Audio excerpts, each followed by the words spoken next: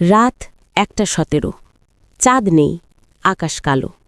সীমান্তের জঙ্গলে নিঃশব্দে নেমে আসে বাংলাদেশ আর্মির একটি স্পেশাল টিম। লিডে আছে লেফটেন্যান্ট মীরা। টার্গেট জঙ্গলের ভেতরে লুকিয়ে থাকা একটি গোপন অস্ত্রঘাঁটি। Time window 15 minute. মীরা হাত তুলে সিগন্যাল দেয়। থার্মাল স্কোপে 3টি শত্রু সিগনেচার। একটি সাইলেন্ট শট, প্রথম গার্ড নিস্তেজ। দ্বিতীয়জন পালাতে গেলে মীরা স্মোক ব্যবহার করে পুরো এলাকা কাভার করে। হঠাৎ ভেতর থেকে গুলির শব্দ। একজন সিভিলিয়ান আটকে আছে। মীরা সিদ্ধান্ত নেয়, অপারেশন থামবে না, কিন্তু মানুষটা বের হবে। সে একাই ঢুকে পড়ে। Close quarter fight. 2 সেকেন্ড, 2 শত্রু down. Timer 00:45 second. Charge set করা হয়।